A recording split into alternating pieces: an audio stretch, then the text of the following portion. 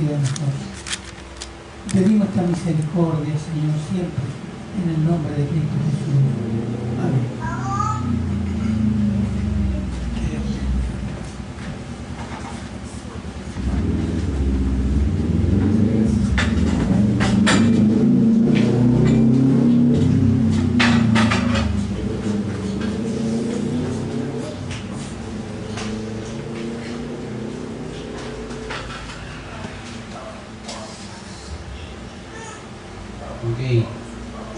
Hace unos años, creo que un año más o menos, si es que un poquito menos, ha salido un programa en la televisión que nos permite escuchar algún tipo de canciones de diferentes autores. No sé si la ha visto alguna vez.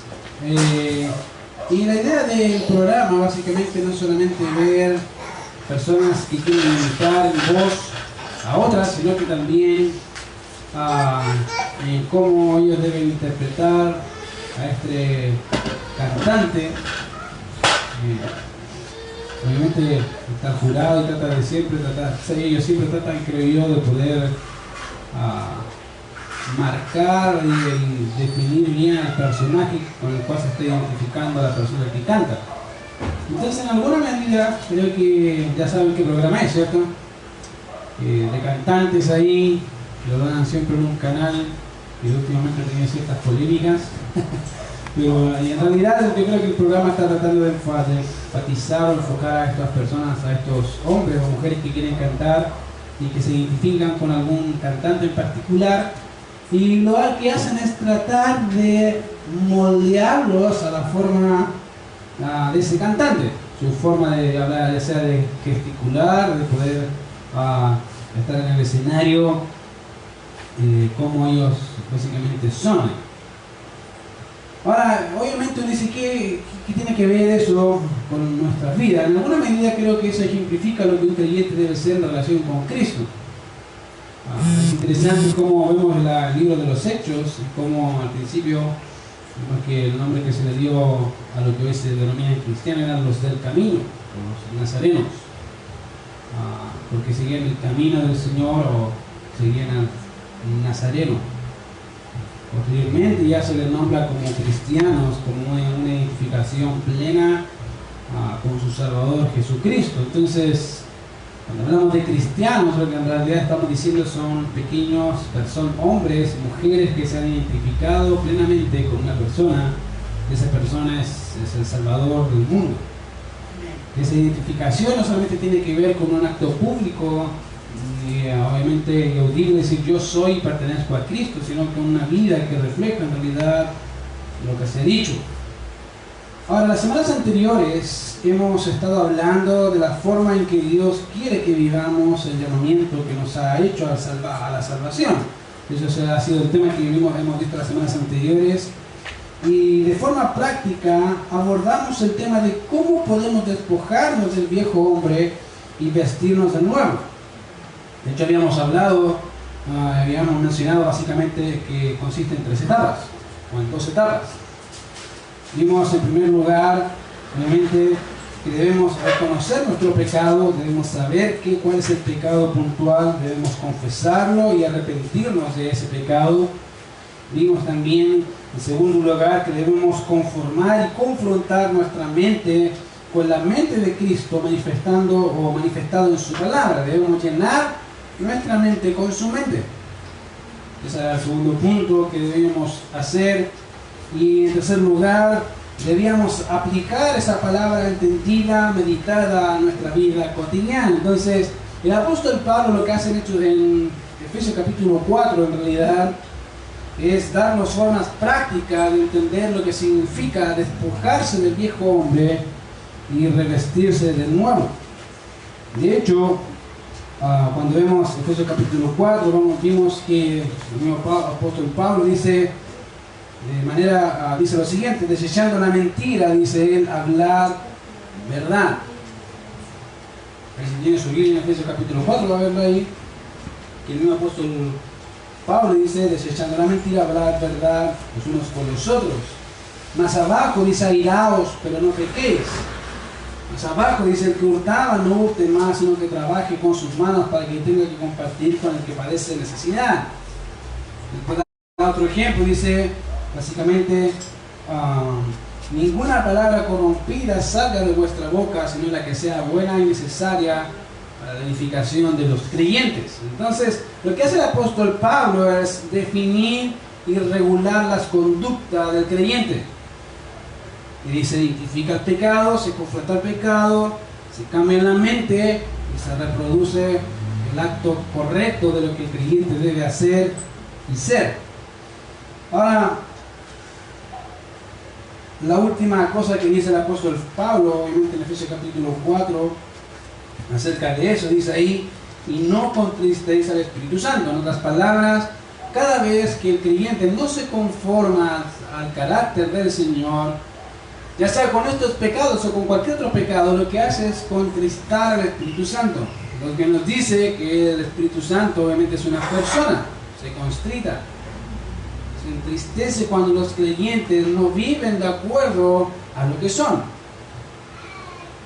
Y creo que es algo interesante notar que el Señor, en este caso el Espíritu Santo, se contrita. Eso, como le dije, es una persona y la contrición es algo de una personalidad, tiene voluntad. Y la voluntad del Espíritu Santo es conformarnos a la imagen del Señor Jesucristo. Y ese es el proceso en el cual cada creyente está ahí, en ese proceso. Y Pablo lo que quiere es que los creyentes de los Efesios entiendan y cómo deben vivir en relación a su profesión. Ahora, fíjense que al terminar la sección del capítulo 4 de Efesios, dice al final, versos 31 y 32, dice: quítese de vosotros toda amargura, enojo, ira, gritería y maledicencia y toda malicia. Antes, sed benignos unos con otros, misericordiosos, perdonándoos unos a otros, como también os perdonó, como Dios también os perdonó a vosotros en Cristo. Ahora, fíjense que interesantemente, cuando pasamos al capítulo 5, dice: sed pues imitadores de Dios como hijos amados. Y si miramos esos dos textos en conjunto, básicamente el verso 32 del capítulo 4 y del capítulo 5 al verso 1, uno diría, en realidad pareciera que no hay una conexión entre lo que Pablo viene diciendo y lo que Pablo está diciendo. Y en realidad sí hay una conexión ahí. La relación que Pablo establece entre el uno y el otro está en cómo el creyente debe perdonar, básicamente como Dios, y cómo el creyente debe vivir en amor, de manera que hay una conexión entre el perdón y el amor. Un creyente, querido, que perdona es un creyente que ama como Dios ama. Es algo interesante. Hace unas semanas atrás yo le dije que algo que le comentaba al momento de casarme, un consejo que se me dio fue: mira, en tu lenguaje tienen que haber dos palabras siempre en tu relación con tu esposa. Y yo personalmente creo que no solamente en relación con mi esposa, sino en relación con la iglesia del Señor y en relación con mis semejantes. Una de ellas es: te amo. Y la otra era: perdona. Y aunque no lo crea, esas dos palabras están tan íntimamente ligadas, aunque usted no lo crea. Son parte del carácter de Dios y son cosas que el Señor quiere que hagamos. Ahora, quiero que entienda lo siguiente y quiero darte algunas observaciones básicamente generales del texto que vamos a estar viendo hoy. Es Efesios capítulo 5, verso 22. Fíjate que el texto dice: sed pues imitadores de Dios como hijos amados y andad en amor, como también Cristo nos amó y se entregó a sí mismo por nosotros, ofrenda y sacrificio a Dios en olor fragante. Y quiero darte observaciones de eso. En primer lugar, despojarnos del viejo hombre y revestirnos del nuevo muestra la nueva naturaleza de la que fuimos revestidos y que debemos reflejar cada día. Un creyente que no vive en esas condiciones, un creyente que no está imitando a Dios, como tampoco al Cristo al cual profesa. En realidad, querido, si tú no haces eso, lo que Pablo está diciendo, en realidad estás ignorando algo muy serio, y es la dualidad entre lo que dices y lo que haces. De hecho, hace las semanas he tratado creo que el Señor nos ha llevado a eso, a decir, tiene que haber una realidad tajante entre lo que tú dices que eres y lo que la Biblia dice que eres y lo que haces. Una de las cosas que se acusa al evangélico y en realidad a cualquier creyente es que son como el padre Gatica, ¿cierto? Predica, pero no practica nada de lo que predica, y eso es una afrenta que el evangélico moderno ha tenido que cargar, y creo que en muchas circunstancias es una acusación válida. Porque en realidad nuestras vidas han dejado mucho que desear en relación a lo que profesamos. Querido, Pablo dice, no puede haber dualidad entre lo que tú dices y lo que el Señor dice que eres y lo que haces. Y te ha dado las herramientas para que puedas entender que el pecado, querido, ya no reina más en nuestro cuerpo mortal. No debe reinar más, y en realidad, en el momento en que creímos en Cristo, hemos dicho a la carne y a nuestros deseos, muertos son. De manera que estamos muertos juntamente con Cristo, hemos muerto con Él, pero también dice la Biblia que viviremos con Él y reinaremos con Él, y es una realidad. Querido, eso es algo que tú no puedes ignorar. En segundo lugar, imitar a Dios es una actividad que debe ser parte del carácter de todo creyente que quiera hacer la voluntad de Dios, ya que es manifestar su carácter en este mundo. Querido, imitar a Dios debe ser parte de tu carácter. Tu forma de vida es algo que se da por naturalidad. Piensa lo siguiente, ¿tú crees que Dios te pediría algo que no te hubiese dado la capacidad de hacerlo? Sería algo irresponsable. Yo te diría, Dios está pidiendo un imposible. En realidad, para los hombres naturales es imposible, pero para el hombre que es espiritual, que ha nacido de nuevo, eso que era imposible, ahora es posible por Cristo. Entonces, negar esa realidad, querido, tampoco me dice en realidad que no entiendes tu posición. Y en tercer lugar, imitar a Dios es mostrar a Cristo obrando en y a través de nosotros. Él es nuestro ejemplo a seguir en esa vida, y es a Él que el Padre nos está conformando día a día, aunque tú no lo veas. En realidad, el Padre lo que está haciendo es, cada día que pasa, es formar más el carácter de Cristo en ti. Y eso a veces moviendo, yo creo, a veces empujando al creyente a hacer lo que debe hacer. Te guste o no te guste. Y eso muestra en realidad la bondad de Dios, de hacernos más como Él. Es algo impresionante. ¿Por qué? Porque esa es la buena obra. La Biblia dice que el que comenzó en vosotros la buena obra la perfeccionará. ¿Cuál es esa buena obra? Bueno, ser más de Cristo en nosotros. Ser más como Cristo. ¿Alguna vez lo va a lograr en este mundo? No. En la eternidad sí, pero no significa que usted no debe ser responsable activamente de seguir y hacer la voluntad de Dios. Eso va conjuntamente con lo otro, esperando la transformación de este cuerpo mortal a un cuerpo realmente glorificado, imagen de que es el Señor. Así que, querido, son cosas que no puedes ignorar. Ahora, mira lo que dice el texto en realidad concerniente a lo que hemos estado hablando. Fíjate que Pablo dice ahí, sed pues imitadores de Dios. Ahora, la palabra imitador es una de las palabras que están en realidad dentro del lenguaje paulino mayoritariamente. El que más ocupa esa palabra de imitador es el apóstol Pablo. Aparece en Hebreos una vez, aparece en Pedro una vez, y todas las otras veces, si es que no me equivoco, aparece en el libro de las cartas paulinas. Ahora bien, aunque esta palabra en general es paulina, en cada uno de los textos es utilizada de forma positiva, vale decir que es aplicada en contextos donde se describe la forma de vida que los creyentes deben seguir. De hecho, el mismo apóstol Pablo a los Corintios dice, sed imitadores de mí como yo soy de Cristo. Y se los dice a ellos, imítenme. Vean mi forma de vivir, vean mi forma de proceder, vean mi forma de cómo amo al Señor en forma práctica, imítenme. Y eso es algo que el apóstol Pablo dice a los Corintios, y también habla en relación a las iglesias, como la iglesia de Tesalónica recibieron la palabra como lo que es en realidad.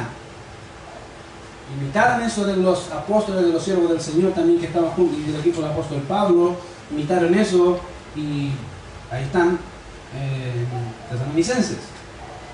Ahora, querido, fíjate que a pesar de eso, la palabra traducida como imitador es una palabra griega de la cual se deriva una palabra que creo que la vas a conocer muy bien, que es mímica o mimo. Esa es la palabra en realidad. Describe básicamente la mímica o un mimo y describe la acción de una persona en copiar o reproducir características específicas de otra. De ahí que cuando vemos a un mimo, lo que hace es imitar de una forma tal a otro que nos lleva a sonreír o a reírnos en realidad por la imitación sencilla pero graciosa de algo que ha visto en otro, ¿no? Eso es lo que hace que te rías. Lo hace tan chistoso porque ve características rápidas de otra persona y empieza a caminar como él, a moverse como él y no ve la mímica en realidad y se ríe. Bueno, esa es la realidad de lo que Pablo está hablando ahí. Cuando habla de un imitador de Dios, es alguien que imita el carácter de Dios. Imita cómo es Dios. Ahora, interesantemente, el verbo que aparece ahí dice sed imitadores, no le da alternativa al creyente para pensar si lo hace o no lo hace. En realidad es una orden. Dios dice, y Pablo dice a los creyentes, dice, sean imitadores de Dios. Es su forma de vivir.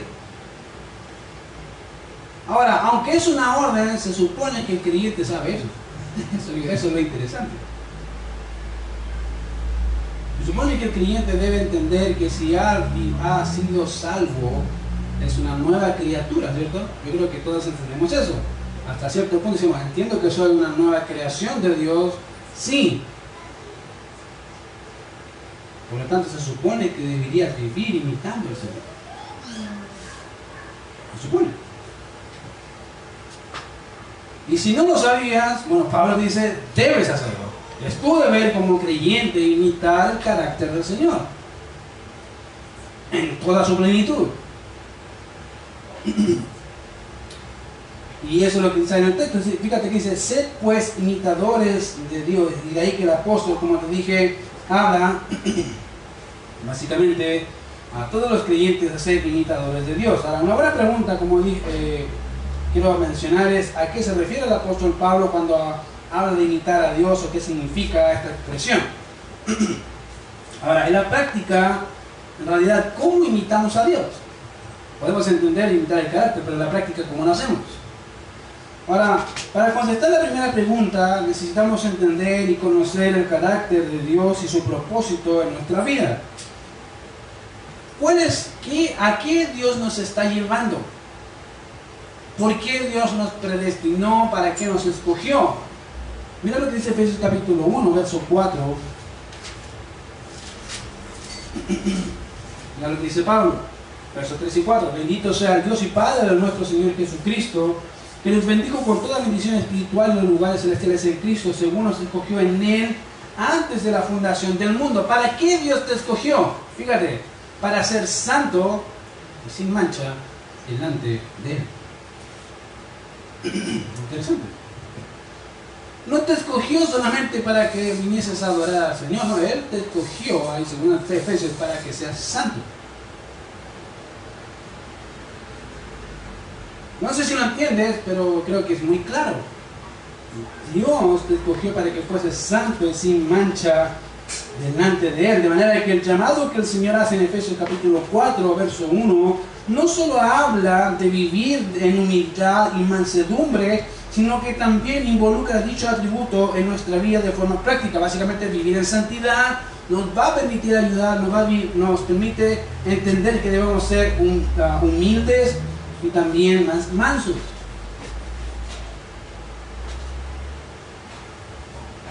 Fíjate que Pedro, hablando de eso también y exhortando a la iglesia, en 1 Pedro capítulo 1, versos 14 y 15, dice algo muy interesante en ese texto. Dice, como hijos obedientes, no os conforméis a los deseos que antes teníais estando en vuestra ignorancia, sino como aquel que os llamó es santo, sed también vosotros santos en toda vuestra manera de vivir, porque escrito está, sed santo, porque yo soy santo. Fíjate que dicen, no en algunas formas de tu vida, no, en todo lo que vivas, vívelo de forma santa, como Dios quiere. En toda vuestra manera de vivir. es algo interesante, no le da cabida al creyente para pensar, decir, pero en esta área debo pensar medio gris. No, debes pensar de acuerdo a como Dios piensa, debes pensar. Y eso es lo que el creyente debe hacer y moldear en su vida, de manera que el propósito del Señor en la vida del creyente, aunque involucra la santificación de nuestras vidas por medio de la obediencia a la palabra, esto implica llevarnos a la transformación de Cristo en nosotros. Y eso es lo que hace el Señor. De hecho, Romanos capítulo 8, verso 29 dice, porque a los que antes conoció también los predestinó para que fuesen hechos conforme a la imagen de su Hijo. Y para allá vamos. Y eso es lo que determina, obviamente, a un imitador de Dios.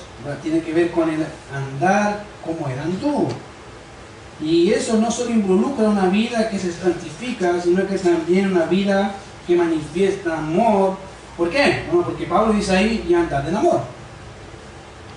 No solamente dictamina nuestra forma de vivir en práctica, en santidad, despojándonos del viejo hombre y revistiéndonos del nuevo, manifestando nuestra nueva creación de lo que somos, sino que también el carácter de Dios. Y eso significa amar. Ahora, yo no sé si entiendes lo que significa amar, pero quiero ayudarte a entender qué es lo que Dios piensa del amor. Creo que Hollywood ha hecho una mala propaganda del amor. Ahora creo que el amor es básicamente un amor erótico o sentimental. De hecho, casi todas las cosas que en la actualidad los jóvenes hacen o piensan tienen que ver con o erótico o sentimental. No tiene nada que ver con algo más estable. Y de hecho creo que también la iglesia ha carecido de entender cuál es el amor verdadero. ¿Por qué? Bueno, a veces decimos, bueno, si siento ir a la iglesia o no siento ir a la iglesia, es algo interesante, pero hay muchas así a veces en medio de la iglesia del Señor. Y eso me hace ver que en realidad no entienden lo que significa amar a Dios y amar al prójimo. Ahora quiero decirte algo ahí que es lo que el Señor quiere que aprendamos. Dice, y andar en amor.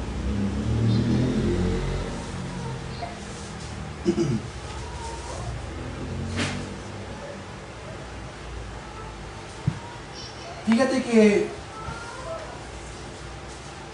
el texto dice, es natural que los niños desde pequeños imiten a sus padres. Yo no sé si lo viste en sus hijos, yo sí lo veo en mi hijo. De vez en cuando imita cosas de mi esposa.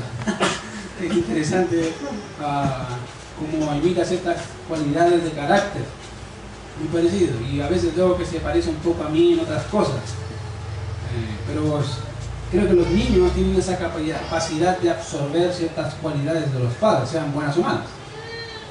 Ellos saben eso, lo capturan. Es fácil asimilar ciertas características que los van definiendo.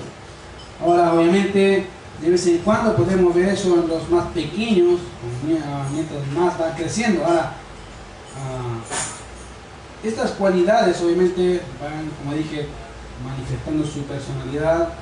De igual manera, los hijos del Señor podemos ver que Pablo dice en Efesios capítulo 1, versos 4 y 5, según nos escogió en Él, básicamente,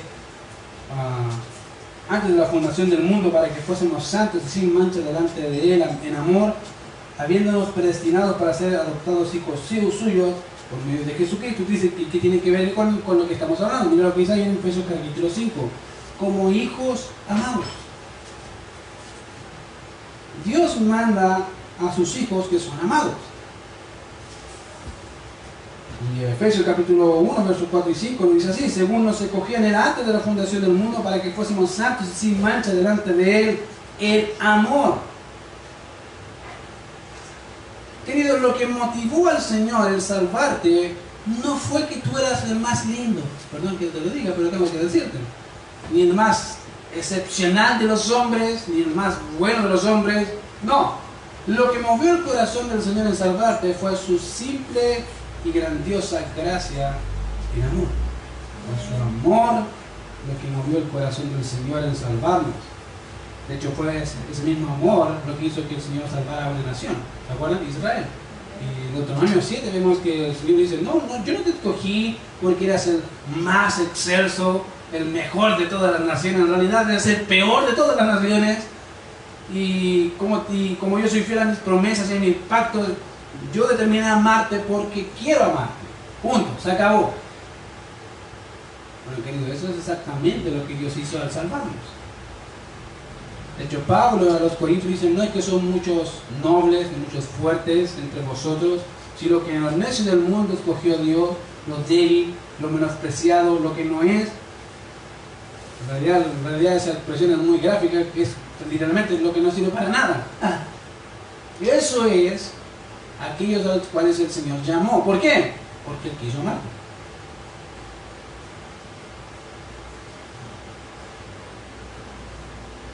Y eso lo hizo, obviamente, para que fuésemos adoptados hijos suyos por medio de Jesucristo. Ahora, si bien el carácter de Dios es santo, Él quiere que sus hijos vivan de la misma forma, como santos. Si sabemos que Dios es benigno, debemos ser benignos. Si sabemos que Dios es perdonador, queridos, debemos ser perdonadores. Y si sabemos que Dios es amor, debemos andar en amor. ¿Tú sabes eso? ¿Tú sabes que Dios es santo? Dios te manda a ser santo porque Él es santo. Si tú sabes que Él es misericordioso, Él te manda a ser misericordioso. Si tú sabes que Él es amor, Él te manda a andar en amor. Y si Él te dice, yo soy perdonador, y te lo mostré en la cruz del Calvario, es que dice, tú debes ser igual. Debes perdonar. Interesantemente que el Señor manda a sus hijos a reflejar su carácter en toda su plenitud. Por eso dice el texto en Efesios capítulo 5, verso 2, dice, y andad en amor. Y queridos, si hay algo que debo decir antes de poder continuar, es lo siguiente, y déjame decírtelo muy claro. Dios te ha capacitado para amar como Él ama. Vuelvo a decírtelo. Dios te ha capacitado a amar como Él ama y perdonar como Él perdona. Dice, ¿qué? ¿Sí? Mira lo que dice Romanos capítulo 5, verso 5, nos dice así. Porque el amor de Dios ha sido derramado en nuestros corazones por el Espíritu Santo que nos fue dado. Romanos capítulo 5, verso 5 nos dice que el amor de Dios no fue dado por medida, no, dice, fue derramado. La idea del pasaje es que el amor de Dios que ha sido derramado en nosotros es un amor que se desborda en nuestros corazones, y esa es la idea. La idea de derramar es el amor de Dios está desbordado en la vida del creyente.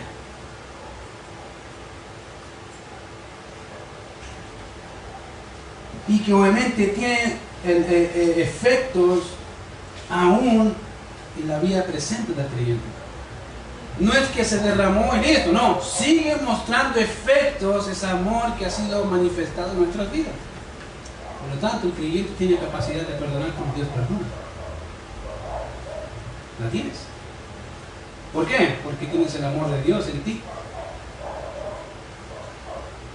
De manera que Dios ha capacitado, querido, para amar como Él ama, y es este amor de Dios o por Dios que te capacita para perdonar y vivir amando a Dios y a los demás hombres como Dios quiere que los ames.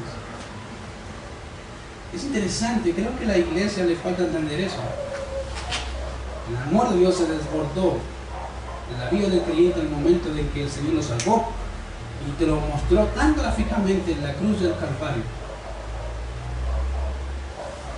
El justo por los injustos para llevarnos a Dios. Wow. Entonces, qué tremendo conocer y entender el amor de Dios que excede a todo conocimiento, sí, es verdad. Pero es ese mismo amor que está en ti. La cosa es cómo lo hacemos vivo, ¿cierto? Cómo lo manifestamos. Hay muchas formas de manifestar amor. Ahora, entender, querido, el amor y su relación con el perdón, en realidad es entender a Dios y su carácter perdonador. Es entender el Evangelio o la obra de Cristo y nuestra relación con Él. Y todo empieza por ahí. ¿Cómo eras? ¿Eras justo? ¿Merecías perdón? ¿Eras tan bueno como para merecer el cielo? ¿O eres en realidad como no sé qué, como lo que describe el apóstol Pablo. Habiendo conocido a Dios, no le glorificaron como a Dios, ni le dieron gracias, sino que se envanecieron en su propio razonamiento y su necio corazón fue entenebrecido. Profesando ser sabio, hiciste el necio, y cambiaste la gloria del Dios corruptible, incorruptible por semejanza de imagen de oro corruptible, de ave, de cuadrúpedos y de reptiles. Y Dios te entregó. Ese eras tú. No eras mejor que ningún otro hombre, de hecho eras el peor. Querido, entender el amor y su relación con el perdón es entender a Dios y su relación con el carácter perdonador cuando Dios te salvó. Eso es entender a Dios. Es ver a Dios en su gloria, perdonando a pecadores que merecen el infierno.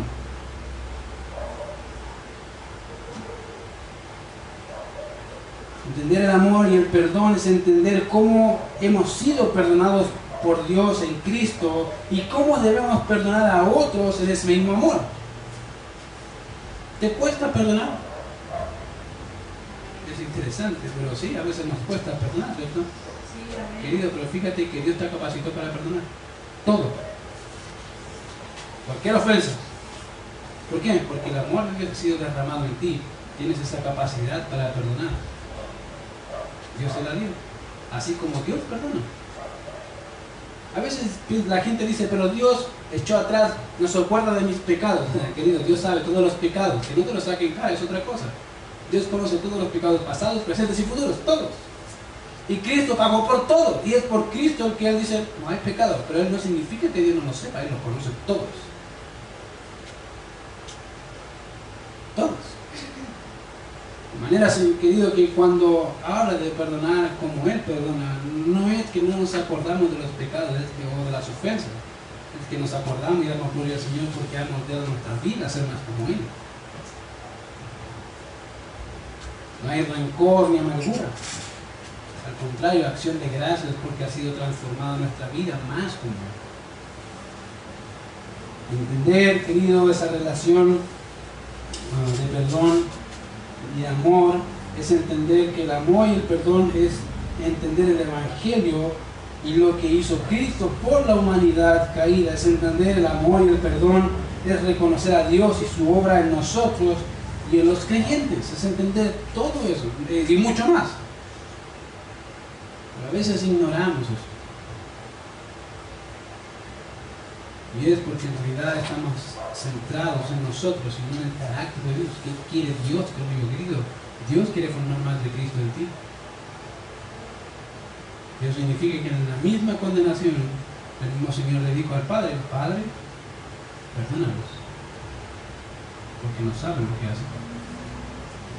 Tienen el poder para juzgarlos y condenarlos. Ahí, al instante dice, no, Señor, Padre, perdónalos. Y tú puedes pensar, sí, pero era el Señor. Veamos el caso de Esteban. Digo exactamente lo mismo. Padre, perdónalos, no saben lo que hacen. Estando en la misma muerte. Querido, no tiene que ver y solamente podríamos decir, pero es Cristo y podríamos justificarnos así, querido. En realidad es el carácter del creyente, es ser perdonador porque amas. Entiende lo que es amor en la cruz del Calvario, y eso es algo que tú no puedes ignorar y no puedes dejar de hacer.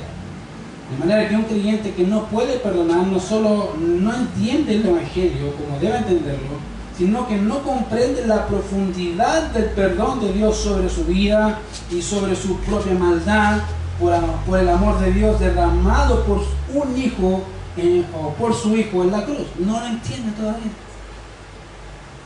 No ha capturado la esencia del Evangelio, que es el perdón de Dios a pecadores que merecían el infierno. ¿Entiendes qué significa eso para Dios? Tener que haber alejado la mirada de su propio hijo por cargar el pecado de la humanidad que no le correspondía. Creo que todavía no lo entendemos. En realidad, eso muestra el amor de Cristo, el amor de Dios sobre aquellos que Él ha elegido y salvado para mostrar a Cristo en su vida. Ahora, tú puedes decir, ¿sabes qué? Me cuesta perdonar. Déjame decirte, no es que te cueste, es que no quieres perdonar. realidad está dispuesto tu corazón en poner argumento tras argumento, tras argumento, tras argumento, diciendo y justificándote a ti mismo, teniendo un sentimiento de autoconmiseración. Es que yo pasé por eso, es que yo hice eso. Y Dios dice, pero yo pagué por ti y pagué por él o por ella. Y no un pecado, todos los pecados. Pagué por ese que tú te ofendiste, te pagué por ese que también te ofendiste, pagué por ese también que te ofendió. Yo pagué por todos y pagué por los tuyos. Pagué por todos. Y a veces no queremos ignorar eso, querido, no lo ignores. Cristo pagó por todos los pecados de todos los creyentes. Aunque esos mismos creyentes pecan en contra de nosotros. Bueno, Cristo ya pagó por eso. Es una realidad. Quieras o no asumirla, debes entender cómo es el amor de Dios. Fíjate que el texto de nuestra Biblia dice así: y andad en amor.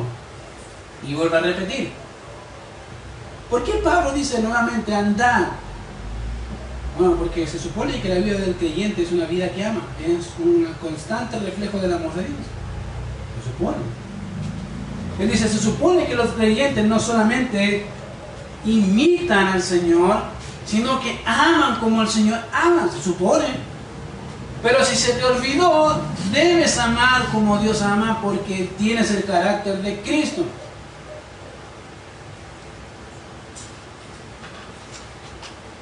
Y por si las dudas puso ahí una orden. Dice ahí, y andar. Vive así. Como te dije al principio, una de las palabras más difíciles para los hombres es que perdón. Porque generalmente el perdón involucra un dejar atrás la ofensa para seguir siendo más como Cristo. Pero nos sentimos tan cómodos con la ofensa y queremos vengarnos por nosotros mismos que se nos olvida lo que el Señor hizo en la cruz, ¿no? Pensamos que tenemos más autoridad que el Mesías, que estaba siendo muerto y torturado antes del Calvario. Y por eso decimos, no. Es que eso no es lo que dice Dios. Y más encima sacamos a Dios. Y Dios te dice, esto es lo que yo hice, perdona. Pero Señor, ¿no viste todo lo que me ha hecho? Dios te dice, sí, yo lo vi. Señor, ¿no sabes cómo me siento? Sí, yo sé cómo te sientes. ¿Pero por qué tengo que perdonarlos? Porque tú eres como yo. Tienes mi naturaleza.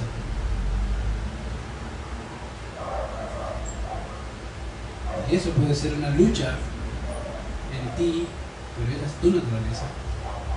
El carácter perdonador es algo que identifica a los creyentes.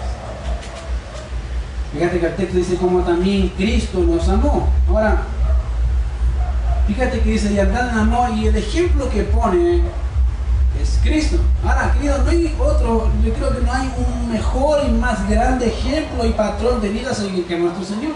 No hay otro mejor. Y obviamente es la imagen que todo creyente está siendo conformado y que debemos seguir conformándonos, de manera que amar como Cristo es entender su carácter y ser como Él. Eso es en realidad lo que debemos aprender, cómo amó el Señor. Y si entiendes eso bien, vas a notar algunas cosas. En primer lugar, el amor de Cristo no tiene nada que ver con sentimientos. O con sentimentalismo, mejor dicho. Quiero cambiar esa palabra. Si fuese así, querido, en realidad, creo que nosotros no seríamos salvos. Gracias al Señor que Él entendía y sabe lo que es amar, como Dios ama, porque Él es amor. Fíjate que el amor bíblico, querido, no tiene nada que ver con simples emociones o emocionalismo o con lo lindo que aparece el sol en la mañana y soy tan feliz porque el sol salió por la ventana que yo quería, o con las circunstancias de la vida, que ahora está todo bien no hay problemas, no hay... Toda la casa está feliz. Querido, eso no es amar. En realidad el amor de Cristo no tiene nada que ver con eso, al contrario. El amor bíblico es un amor incondicional. ¿Qué significa? No depende de las acciones de aquel que recibe el amor, sino de aquel que lo da. ¿Entiendes? Lo explico de nuevo. No tiene nada que ver con lo que recibes, sino con lo que das. A veces, fíjate que nuestra concepción de amor es, bueno, yo hago esto porque Él me va a dar eso. Y aunque no lo digas, lo crees. La mejor respuesta que puedes ver es el matrimonio, ¿no? Yo ya no la amo más. La pregunta es ¿por qué? Porque una me entiende mal el amor. Es que ya no hace lo que yo quiero, no hace esto, y empieza a hablar en términos de obligación. El amor de Cristo no tiene nada que ver con términos de obligación. Tiene que ver con términos de dar. Y eso implica a la persona que lo da, no al que lo recibe. Fíjate que eso dice la Biblia. Nosotros le amamos a Él, ¿por qué? Porque Él nos amó primero. ¿O tú le amabas, cuando eras incrédulo, amabas a Cristo? Querido, seamos honestos. Muchos de nosotros no nos interesaba a Cristo, ni nada lo que tuviera que ver con Él, nada. Pero la Biblia dice que Él ya te había amado.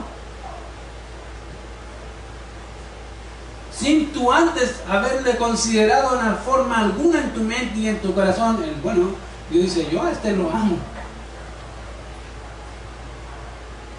¿Te fijas? Si Dios pensara como nosotros, yo le voy a amar porque Él me va a amar a mí, y se supone que el creyente le ama al Señor así, querido, si fuese así, nadie sería salvo. El amor de Dios no tiene nada que ver con un amor recíproco, pero sí con un amor que da. Por eso el amor, dice ahí, tiene que ver con un amor que básicamente depende del que lo da, no necesariamente del que lo recibe. Ahora, básicamente ese es el amor y la manera en que el Señor se entregó por nosotros. Fíjate que algo interesante que escribió John MacArthur en su comentario, que me llamó la atención, dice lo siguiente, quiero leerte, lo dice así: el amor de Dios y todo amor semejante al suyo ama por causa de dar y no de obtener. Con el amor condicional sucede que si las condiciones no se cumplen, no existe obligación alguna de amar. Si no obtenemos algo a cambio, no damos. En cambio, Dios no impone condiciones para su amor hacia nosotros y nos manda a amar a otros sin condiciones. No existe manera de ganarse el amor de Dios o de merecerlo por razones de bondad humana. Transcurso de la vida cotidiana y algunas veces desaparece del todo. Pero la pérdida de amor romántico nunca es una excusa adecuada para disolver, dice él, un matrimonio, porque el amor que Dios da de forma específica ordena a los esposos que tengan por sus esposas ese amor ágape. Queridos, no hay otra cosa. ¿Entendiste? A veces puedes excusarte y decir, pero que Él no hace eso, es que ella no importa. El amor de Dios no significa lo que Él hace o no hace, significa lo que yo voy a hacer. Por Dios. Y por la persona que amo, supuestamente. No tiene que ver con que si lo siento o no lo siento. Tiene que ver con que si lo hago o no lo hago. Y es algo que creo que el evangélico moderno ha olvidado de las características del amor de Dios. El amor de Dios es un amor que da. Y te lo voy a manifestar gráficamente. Él hace salir su sol ¿sobre quién? Sobre humanos iguales. ¿Hace llover sobre quién? Sobre justos e injustos. Él da alimento ¿a quién? A todas las cosas de su creación. ¿Quién las sostiene? Dios. ¿Quién las cuida? Dios. ¿Quién les provee? Dios. Queridos, ¿lo merecen? Dime tú, ¿lo merecen? Seamos honestos, no lo merecen. Pregunta, ¿merecemos nosotros eso? Tampoco. Eso es amor, querido. No tiene que ver con merecer, no con dar. Y eso es algo que tú debes reflejar en tu carácter con Dios, en relación con Dios. Dios es un Dios que ama porque da. Y es algo que es un amor incondicional. Dios sabe que todos los días le defraudamos y todos los días nos perdona. Todos los días. Y nos aburre de que todos los días diga, Señor, perdóname por el mismo pecado de ayer, por el mismo pecado de antes de ayer, por el mismo pecado de antes de ayer. Y Dios te dice, sí te perdono, sí te perdono, sí te perdono, sí te perdono. Y es interesante notar que somos menos tolerantes con pecados que nosotros mismos tenemos, pero reflejados en otros, ¿no? Señor, pero ¿quién es así? Y tú eres igual. Y a veces acusamos a otros del mismo pecado que tengo yo. Pero cuando lo veo en otro es tan ofensivo, querido, para Dios es exactamente el mismo pecado. Debemos amar de la forma que Dios ama. De manera que aquellos que hemos nacido de nuevo, no solo se nos ha dado la capacidad de amar como Dios ama, sino que nos manda a amar con el amor con que Dios nos ama. Querido, no solamente tienen la capacidad de amar así, sino que Dios te manda a amar así. Tienes que hacerlo así. ¿Por qué? Pues es tu carácter. Es tu forma. Ahora bien, el amor de Dios tiene dos cualidades que debemos considerar. En primer lugar, el amor es un amor que se entrega. Fíjate que dice aquí el mismo verso. Verso 2. Y andar en amor como también Cristo nos amó y se entregó a sí mismo por nosotros. Por lo tanto, es un amor que se entrega. Pero también es un amor que se sacrifica. ¿Te fijas?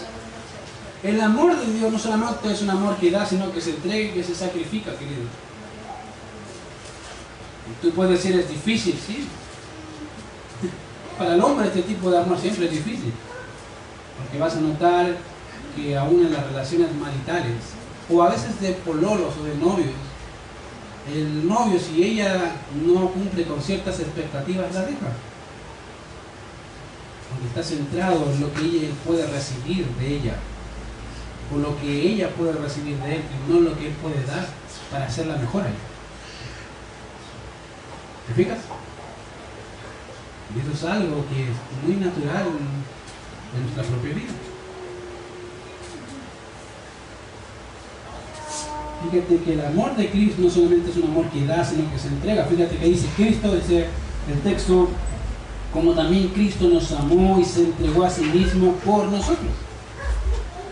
Él mismo se entregó, Él quiso entregarse. En otras palabras, el amor de Cristo es un amor que se entrega. Y en segundo lugar, el amor de Dios es un amor que se sacrifica por los demás. Y dice el texto, Cristo nos amó y se entregó ofrenda y sacrificio a Dios en olor fragante. En otras palabras, el amor de Cristo es un amor que se entrega y se sacrifica. Y esta entrega y sacrificio es uno que nace de un corazón que ama como Dios ama. Y de esa manera Dios manda a los esposos a amar a sus esposas, de manera que esto refleja el carácter de Dios por medio de un hombre que ama a su esposa en obediencia a la palabra, que manifiesta amor por Dios. Querido, eso es algo innato. Eso es algo que Dios manda a los hombres a amar de esa forma. ¿Por qué? Porque el hombre no ama de esa forma. Nos cuesta amar así. Pero eso no quita que la mujer no deba amar así. Eso no quita la responsabilidad de la mujer amar de esa misma forma. Amar con entrega, amar por dar, con dar, y amar con sacrificio. Aunque eso es una responsabilidad netamente de los hombres. Es algo que Dios nos manda a hacer. Es algo que Dios me manda a hacer como esposo. La mayor preocupación de mí en primera persona es que mi relación con mi esposa. Y creo que eso es algo que he aprendido en el tiempo. ¿Por qué? Bueno, porque si no tengo una buena relación con mi esposa, las oraciones que yo haga al Señor van a llegar con suerte al techo de este edificio. Van a llegar muy lejos en realidad. ¿Por qué? Porque eso dice el Señor. Debo amar a mi esposa como Cristo la ama. ¿Y cómo Cristo ama? Bueno, Cristo se entregó por ella. ¿Cierto? Cristo se dio a sí mismo por ella, Cristo se entregó por ella y Cristo se sacrificó por ella. ¿Cuál es mi labor como esposo? Hacer exactamente lo mismo. ¿Cuál es mi labor como hermano? Buena pregunta. ¿Acaso eso se desliga de los hermanos? No, querido. Ese tipo de amor debe extenderse aún a los hermanos. El mismo Señor dijo, no hay mayor amor que este, que uno ponga la vida por sus amigos. Wow. ¿Quién eran sus amigos? Los discípulos, ahí está. Dicen, no hay mayor amor que este, que uno ponga su vida. Y para poner la vida uno tiene que entender algo. Yo la doy porque quiero darla. ¿Te fijas? Que no tiene nada que ver con sentimentalismo, de que si lo siento, no. Si tú estás dispuesto a amar como Dios ama, vas a decir, voy a estar dispuesto a sacrificarme por Dios y por amor a mi esposo, a mi esposa, a mis hermanos. Voy a ser una persona que da, no importa si no recibo nada a cambio, pero sé que el Señor está ahí mirando mi corazón y queriendo mostrar mi amor hacia su nombre, y voy a ser una persona también que se me entrego como un sacrificio en olor fragante a Dios. Querido, tú sabes algo, cuando el creyente vive así, eso es un olor grato para Dios. Es un olor grato para el Señor. Él dice, ese es mi hijo, mírenlo. Lo ofenden y sigue amando, no importa. Y a Dios ese olor es un olor grato, de perfume agradable, un sacrificio vivo, santo, agradable. ¿Es difícil? A veces sí. Pero querido, espero haberte dicho algo. Tienes la capacidad de hacerlo. Dios te manda a hacerlo. Ahora hazlo. Y te puedes decir, pero ¿cómo lo hago? Es difícil. Bueno, ¿ve qué dice la Biblia? No paguéis a nadie mal por mal. Ya empezamos. Dice, pero Señor, es que Él se lo merece. ¿No lo merecías tú también? Sí, amén. Sí. Interesante. Pero querido, entender el amor de Dios es mucho más de lo que tú puedes creer o entender. Pero es necesario entender las tres cosas básicas del amor de Dios. Es un amor que da, es un amor que se entrega y es un amor que se sacrifica. ¿Me entendiste? Vamos a orar. Señor, te damos gracias porque nos has enseñado hoy, Padre, que debemos vivir reflejando tu carácter, ser imitadores tuyos, Señor, en esta vida. Y reconocemos, Señor, que en ocasiones amar como tú amas, Señor, a los hombres nos cuesta. Muchos de ellos nos han ofendido, han causado heridas profundas, Señor, en nuestros corazones. Pero queremos amar como tú amas. Gracias porque tenemos la capacidad, porque tu amor ha sido derramado en nuestros corazones, Señor. Pero ayúdanos a ser prácticos, Señor. Queremos disponer nuestros corazones a amar así, aunque el mundo, Señor, nos aborrezca. Y aunque hermanos, Señor, se levanten en contra nuestra, Señor, y nos ofenden, Señor, por amor de tu nombre, y hacia tu pueblo y hacia las personas, Señor, y hacia el prójimo, ayúdanos a poder perdonarlos, a poder decir gracias, Señor, porque yo era igual y tú pagaste por mi pecado y por el suyo. Gracias, Señor, porque nos conformas a la imagen de tu Hijo Jesucristo, Señor, y ayúdanos a ser más como Él. En Cristo Jesús oramos.